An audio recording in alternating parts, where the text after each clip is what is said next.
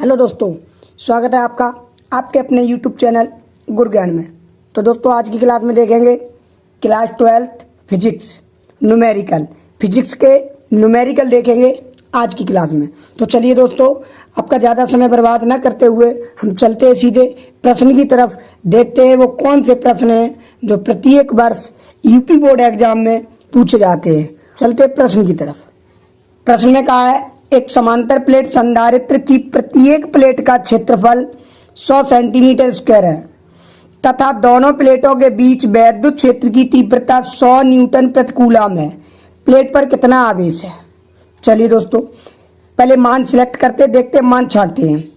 हमें वैल्यू दी है ए, क्षेत्रफल कितना दिया है 100 सेंटीमीटर स्क्वायर। इसे मीटर में बदलेंगे तो 100 गुणा 10 की घात -4 मीटर स्क्वायर। ठीक है। अब मान हमें दिया है वैद्युत क्षेत्र की तीव्रता, ई की वैल्यू दे रखी है 100 न्यूटन प्रति कूलम। क्या पूछा हमसे? प्लेट पर कितना आवेश है। तो हमें मालूम है फार्मूला होता है धारिता के फार्मूला से Q बराबर CV। ठीक है। और हमें मालूम है C बराबर होता है ε0 इंटू A/D, समांतर प्लेट संधारित्र की धारिता। तो Q इक्वल ε0 इंटू A/D। और विभव प्रवणता तथा वैद्युत क्षेत्र की तीव्रता में संबंध होता है E इक्वल V/D। और जब क्रॉस मल्टीप्लाई करेंगे तो यहाँ से V की वैल्यू मिलेगी हमें E इंटू डी। तो यहाँ रखेंगे E इंटू डी, डी से डी कैंसिल, वैल्यू पुट करते हैं तो Q इक्वल वैल्यू पुट करेंगे ε0 की वैल्यू होती है 8.85 इंटू 10⁻⁻12 और गुणित A की वैल्यू हमें दे रखी है, A की वैल्यू दे रखी है हमें 100 गुणा 10 की घात -4। ठीक है। और E की वैल्यू दे रखी है 100। तो 10 की घात 2 और 10 की घात 2, 4 प्लस की और माइनस की कैंसिल हो जाएंगी। हमें आंसर मिलेगा 8.85 इंटू 10⁻⁻12 कूलम। ठीक है दोस्तों, तो ये इस प्रश्न का आंसर है। चलिए दोस्तों, चलते अगले प्रश्न की तरफ। देखते प्रश्न संख्या 2 को। दो आवेशित क्षैतिज प्लेट है जिनके बीच की दूरी 2 सेंटीमीटर है के बीच 4 गुणा 10 की घात -13 किलोग्राम भार तथा 2.4 गुणा 10 की घात -18 कूलम आवेश का एक कण स्थिर अवस्था में लटक रहा है। दोनों प्लेटों के बीच विभवांतर ज्ञात कीजिए। कैसे करेंगे देखते हैं। हमें फार्मूला मालूम है, वैद्युत क्षेत्र की तीव्रता का फार्मूला होता है E बराबर F/Q। यहाँ से जब F की वैल्यू निकालेंगे तो हमें मिलेगी E इंटू Q। इसे मान लेते हैं समीकरण नंबर 1। इसी प्रकार भार, उसने बोला 4 गुणा 10 की घात -13 किलोग्राम भार, तो भार F बराबर होता है mg। तो इसे मान लेते हैं समीकरण नंबर 2। दोनों को बराबर करेंगे तो हमें मिलेगा E into Q equal mg। जबकि हमें एक फार्मूला पता है विभव प्रवणता तथा वैद्युत क्षेत्र की तीव्रता में संबंध E इक्वल V/D। तो E के स्थान पे ये वैल्यू पुट करेंगे ये वाली, तो हमें मिलेगा V/D into Q equal mg। हमसे पूछा क्या है? विभवांतर V की वैल्यू, तो V इक्वल ये हो जाएगा mg इंटू D/Q। तीनों वैल्यू पुट करते हैं और देखते हैं क्या क्या दिया हमें। देखते हैं, हमें वैल्यू दी है 2 सेंटीमीटर बीच की दूरी, D का मान, M का मान दिया है 4 गुणा 10 की घात -13। तो यहाँ पुट करेंगे 4 गुणा 10 की घात -13 और गुणित G का मान दिया हमें संकेत में 10 मीटर प्रति सेकंड स्क्वायर और डी की वैल्यू दे रखी है 2 सेंटीमीटर को जब मीटर में कन्वर्ट करेंगे तो -2 बटे क्यू का मान दे रखा है 2.4 इंटू 10⁻18। इसे सॉल्व करते हैं, देखते हैं क्या मान मिलता है। पॉइंट से ये पॉइंट हटाएंगे, ये जब पॉइंट हटाएंगे तो ऊपर एक बिंदी बढ़ाएंगे 0। 4 से 4 6 24, 4 2 40, 2 1 2, 2 3 6। ये हमें मिलेगा 10, 10 की घात 1 और 10 की घात 1 2, 2 से 2 कैंसिल। ऊपर मिला हमें 1 गुणा 10 की घात -13 और बट्टे नीचे हमें मिलेगा 3 गुणा 10 की घात -18। तो v इक्वल 3 का जब इसमें भाग देंगे, 18 को जब ऊपर ले जाएंगे तो 18 माइनस की है और माइनस वाली जब ऊपर जाएंगी तो प्लस की हो जाएंगे। 18 में से जब 13 को घटाएंगे तो हमें मिलेगा 5, यानी 10 की घात 5। तो 1/3 गुणा 10 की घात 5। अब इसका भाग देंगे तो हमें मिलेगा 0.33 गुणा 10 की घात 5। तो दोस्तों इस प्रश्न का ये आंसर है बोल्ट। आप चाहें इस पॉइंट को दाईं तरफ भी ले जा सकते हैं अथवा यहीं छोड़ सकते हैं, ठीक है। इस प्रश्न का ये आंसर है। चलिए देखते हैं अगले प्रश्न को। प्रश्न संख्या 3 में कहा है 1 किलोवाट के ही विद्युत हीटर में 30 सेकंड में कितनी ऊर्जा व्यय होगी। तो हमें मालूम है 1 किलोवाट, पी की वैल्यू दे रखी है 1 किलोवाट यानी 1000 वाट और समय दे रखा है 30 सेकंड। 30 सेकंड कितनी ऊर्जा व्यय होगी हमें मालूम है फार्मूला P इक्वल W/T। तो यहां से W की वैल्यू निकालेंगे तो P इंटू टी और वैल्यू को पुट करेंगे तो देखते क्या मिलता है। W इक्वल P की वैल्यू 1000 गुणा 30, सॉल्व करेंगे तो ये मिलेगा 3 गुणा 10 की घात 4 जूल। कितना सरल था। चलेंगे अगले प्रश्न की तरफ, देखते हैं अगले प्रश्न में क्या कहा है। प्रश्न संख्या 4 में कहा है हाइड्रोजन परमाणु में इलेक्ट्रॉन नाभिक के चारों ओर प्रति सेकंड 6.0 इंटू 10⁻15 चक्कर लगाता है। कक्षा में उत्पन्न धारा क्या होगी। बिल्कुल इजी है, बहुत ही सरल है। हमें फार्मूला मालूम है Q बराबर NE, इलेक्ट्रॉनों की संख्या ज्ञात करने के लिए एक फार्मूला है धारा का Q बराबर IT। दोनों को एक दूसरे के इक्वल करेंगे तो हमें मिलेगा IT इक्वल NE और I की वैल्यू हमसे पूछी है NE/T। वैल्यू पुट करते हैं। I इक्वल N की वैल्यू दे रखी है हमें 6.0 इंटू 10⁻15, 6.0 इंटू 10⁻15। ई का मान इलेक्ट्रॉन पर आवेश होता है 1.6 इंटू 10⁻19 अपॉन प्रति सेकंड बोला है। टी की वैल्यू 1 और 1 का किसी में भाग देंगे कोई फर्क नहीं पड़ेगा। सॉल्व करते हैं इसे। 16 पंजे 80, 16 छिक्के 96, 16 छिक्के 96 के अंक बाद पॉइंट है 1 अंक बाद गुणित 10 की घात 19 में से 15 घटाएंगे 4 एम्पियर। दोस्तों इस प्रश्न का ये आंसर है, ठीक है। चलते हैं अगले प्रश्न की तरफ।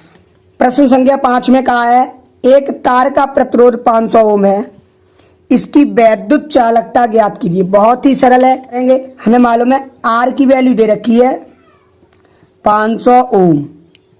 हम जानते हैं वैद्युत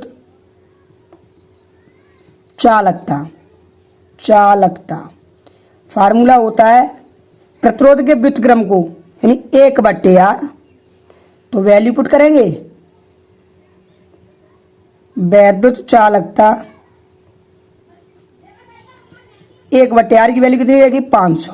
इसे सॉल्व करेंगे तो ये दो घातों को जब ऊपर ले जाएंगे तो हमें मिलेगा इस प्रकार 1/5 गुणा 10 की घात -2, क्योंकि 500 को लिख सकते हैं 5 गुणा 100 और इसे सॉल्व करेंगे तो ये मिलेगा 0.2 और पॉइंट को दाईं तरफ ले जाएंगे तो हमें मिलेगा वैद्युत चालकता बराबर 2 इंटू 10⁻³ मात्रक हो जाएगा ओम इनवर्स। प्रश्न संख्या 6 में कहा है 220 वोल्ट 500 वाट के दो बल्ब 110 वोल्ट की लाइन में श्रेणी क्रम में लगाए जाते हैं, प्रत्येक बल्ब में कितनी शक्ति क्षय होगी। बहुत ही ईजी है, सॉल्व करते हैं। हमें वैल्यू दे रखी है V कितना 220 वोल्ट और दे रखा है P 500 वाट।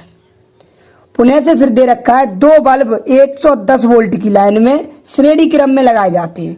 इन दोनों की सहायता से हम निकालते हैं R। देखते हैं क्या रेजिस्टेंस है। तो फार्मूला है R इक्वल V वर्ग अपॉन P। वैल्यू पुट करते हैं। R इक्वल V की वैल्यू 220 गुणित 220 बटे 500, 0 से 0 कैंसिल। ये हमें R की वैल्यू मिलेगी 484 बटे 5 ओम। ठीक है। उसने बोला प्रत्येक बल्ब में कितनी ऊर्जा क्षय होगी। दो बल्ब हैं तो प्रत्येक बल्ब पर रेजिस्टेंस इतना लगा होगा, तो R इक्वल लिख सकते हैं हम R1 प्लस R2, क्योंकि बोला है उसने श्रेणी क्रम में लगाए जाते हैं और श्रेणी क्रम होता है R equal R1 plus R2। दो बल्ब हैं और दोनों पर रेजिस्टेंस इतना इतना है। करेंगे सॉल्व तो R की वैल्यू हमें मिलेगी, इसे मान लेते हैं हम, ये R1 था, इसे R1। ठीक है। तो R1 की वैल्यू यानी जितना ओम जितना रेजिस्टेंस पहले बल्ब पर होगा उतना ही रेजिस्टेंस दूसरे बल्ब पर होगा। 484 बटे 5 और 484 बटे 5 सॉल्व करेंगे तो ये हमें मिलेगा, R की वैल्यू मिलेगी हमें, हर समान है, एलसीएम 5 होगा तो 8 16 की 6 9 ओम। ठीक है दोस्तों। अब क्या पूछा उसने, प्रत्येक बल्ब पर कितनी शक्ति क्षय होगी, जबकि हमें बोला है दो बल्ब 110 वोल्ट की लाइन पर। करते सॉल्व इसी फार्मूले से। तो शक्ति पूछी है P की वैल्यू, तो P equal V square upon R। तो P इक्वल V की वैल्यू 110 गुणा 110 बटे R की वैल्यू 968 बटे 5, 5 ऊपर पहुंचेंगे तो P इक्वल 11 से 11 ढाई 110 और 11 से 11 88, 11 88। ठीक है। 11 से 11 ढाई 110 और 11 से जब काटेंगे तो ये हमें मिलेगा 8 और 5 ऊपर पहुंचेंगे तो ये हो जाएगा 10 का 10 में 100 गुणित 5 बटे 8, 4 दूनी 8, 4 से 25 बार, 25 पंजे 125, तो 125 बटे 2 और 2 का जब इसमें भाग देंगे तो प्रत्येक बल्ब पर पूछा है तो प्रत्येक बल्ब पर शक्ति 6, इसमें 2 का भाग दे देंगे क्योंकि दो बल्ब हैं तो हमें मिलेगा 31.25 वाट। ठीक है दोस्तों, चलते हैं अगले प्रश्न की तरफ। प्रश्न संख्या 7 में कहा है 200 वोल्ट की सप्लाई लाइन पर काम करने वाले 40 वाट तथा 100 वाट के बल्बों के प्रतिरोधों का अनुपात ज्ञात कीजिए।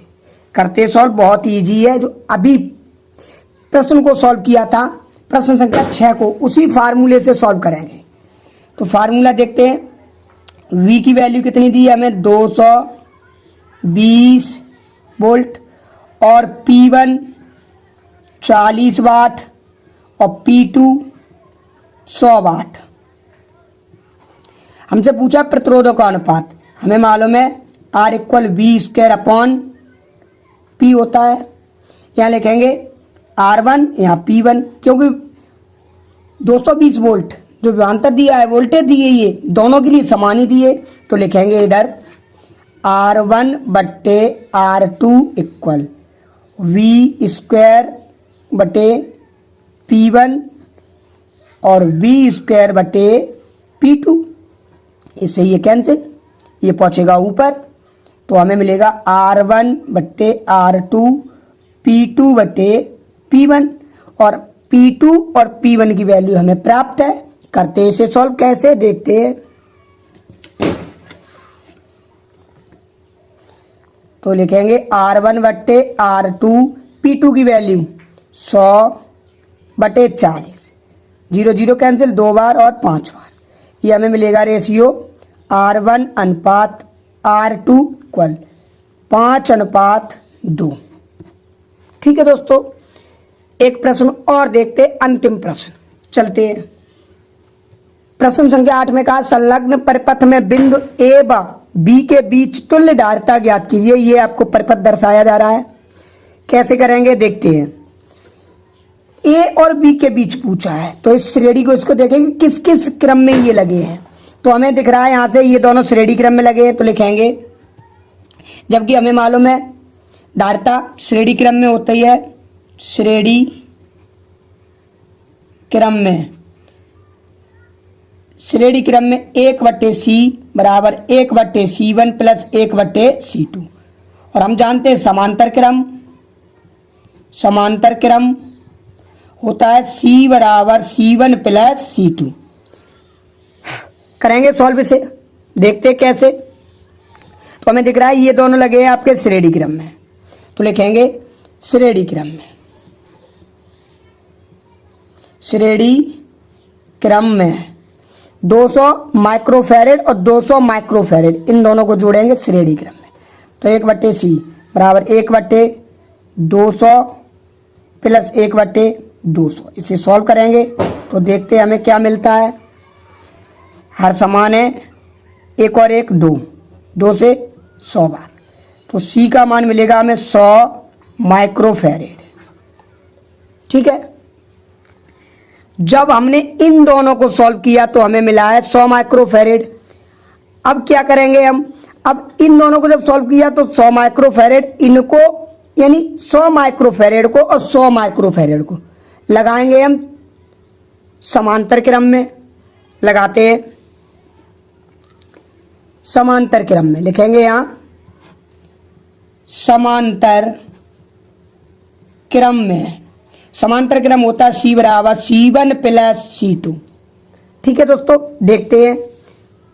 जब इन दोनों को जब मैंने सॉल्व किया तो हमें मिला है 100 माइक्रोफैरेड, और 100 माइक्रोफैरेड और 100 माइक्रोफैरेड इन दोनों को लगाएंगे हम समांतर क्रम में। तो लगाते, तो c बराबर 100 प्लस 100, ये मिलेगा हमें 200 माइक्रोफैरेड। ठीक है दोस्तों, आगे देखते हैं।